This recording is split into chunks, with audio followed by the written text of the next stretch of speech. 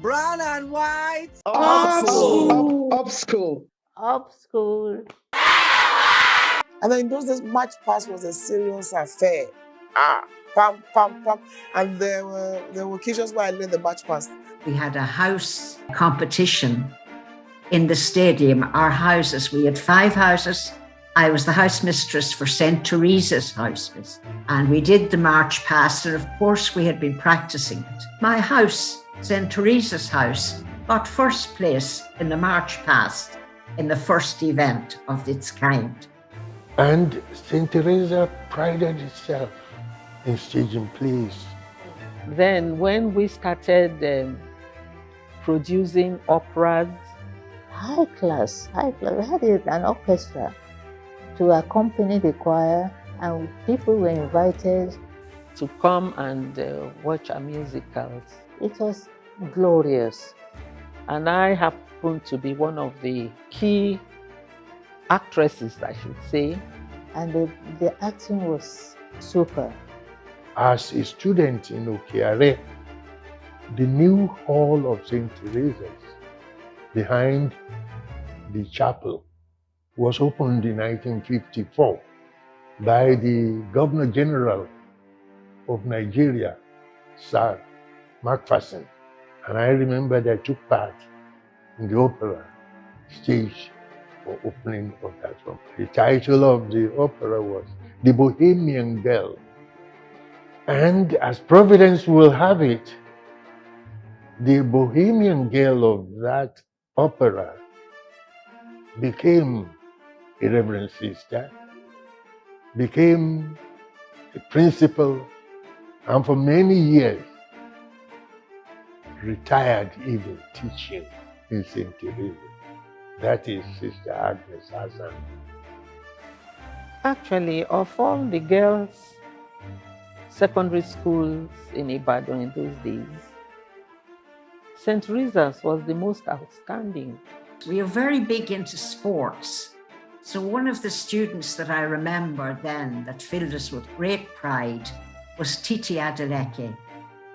She went to the Foreign and Commonwealth Games in 1966, representing Nigeria as a sprinter in the 440 and the 880, I think. I participated in 2 sports, hockey and running 100 meters athletics. I mean, I was an athlete, ran 400, 800 meters, 1 mile, long distance running. So, and in the 5th National Sports Festival, we represented Oyo State in Benin. We won gold. And then when we won that cup for St. Teresa's, I'll never forget. I mean, it remained memorable all my years. So it was quite exciting for all of us. I was the goalkeeper, mind you. You know, we were taught by Mr. and Mrs. Singh at the Liberty Stadium. Also, we won the intermediate girls hockey for Oyo State. And we got a medal presented to us by Bola Ige in those days. I remember that when the Cardinal of Milan came to Nigeria in 1962, St. Teresa's was one of the places he went. He went back to Rome and was elected Pope Paul VI. It was during my tenure that the late Queen Elizabeth and her husband visited Ibadan. And we were the only school chosen to attend that cocktail party to serve the visitors who were around in our school uniform. And that, I remember, attracted the Duke of Edinburgh, late Duke of Edinburgh, who wanted to know who the girls in uniform were. And then when he moved towards us, we told him who we were, we told him the name of our school. He was very impressed. Brown and white. Up school. Up school. Up school. I would say that one of the challenging moments that I had was when I had to repeat Form 1. I passed, all the subjects, but in aggregate, I still didn't make the cutoff because the St. Teresa's was strict. You could pass all your subjects, But if on the aggregate you don't get that cutoff score, and at times you find that there are some people who will get the cutoff score, at least during my time, who get the cutoff scores, but because they didn't pass some essential subjects like mathematics or English language, even though you got 70% or whatever it was that was made the cutoff score, you will still not be promoted. I had it the other way around. I passed all my subjects, but I didn't make the cutoff score, so I had to repeat. It was very challenging for me, and I never again had to repeat any class. I had challenging moments, but the worst was when I was sent out for both physics and chemistry classes. The teachers back then were a couple, Mr. and Mrs. Thomas, and I got sent out of the physics class, and of course the following day the wife sent me out of her class again. It was like expelling me out of their classes, and it was very challenging because I was a science student. But I remembered that the teacher, Mr. Thomas, asked me a question and I was busy drawing or something, so he got angry and told me not to come to his class again. It wasn't a suspension, and the next thing, I went to meet my teacher, and one of our teachers, Mr. Ibikunle, to change me to art class. That was how I became an art student from being a science student. I went to art class and I performed excellently well, but it was really challenging, very challenging. Having come from abroad, because my parents were in England at the time and they sent me to St. Teresa's. And obviously the system is totally different.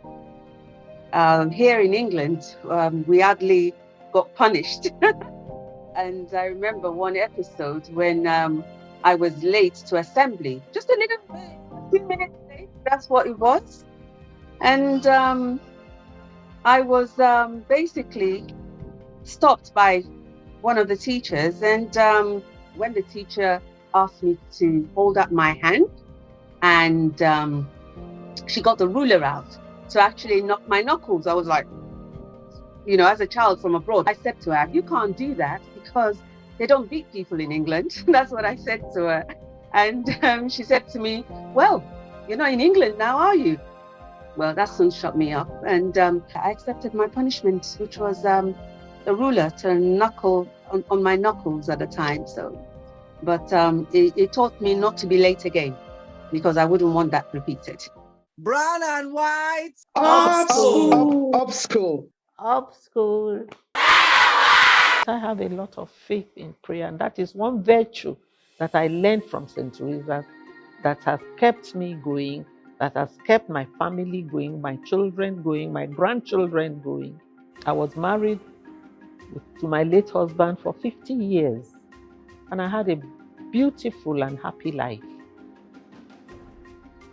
And I would say that the way I was raised in St. Teresa's, that's actually what helped me in the United States. Because I came here as a teenager and I could have gone astray, but the values that they instilled in me stayed in me. And that really helped me a lot.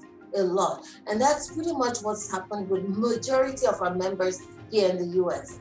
They're well disciplined. The discipline that we got back then is still there. Virtue of hard work for my school and for my parents. Listen, there's nothing in life. You just have to work hard. Hard work will not kill you. It's your empire. So that has helped me, because in my work, whatever I do, I just put in my very best. You don't know where it's going to take you to. And of course, with God, because without God, you can't achieve anything. The outcome of whatever you put into your pot tells you if you have a good cuisine. The Reverend Sisters put in their best. It brought up great women. The first Nigerian principal of Queen's College, Mrs. Coker, was an ex-student of St. Teresa's College. Miss Sefiata, who also was, I think, one of the top female ambassadors representing Nigeria. And look at Abike Dabiri also now. She's an ex-student of St. Teresa's College. I'm proud of her. We have so many women of high repute that the school has produced, and you find out that their impact is felt I founded, an organization that is called the Vanguard Africa. And the Vanguard Africa helps to transform the minds of undergraduates and secondary schools. So yes, St. Teresa's has affected me in that way, and I am committed to giving that back to the society. I'm a marriage counselor because I believe in the sanctity of marriage. And I believe that, when we have our homes in good state, then we can have a society in a good state. And some of those things that I learned in St. Teresa's prepared me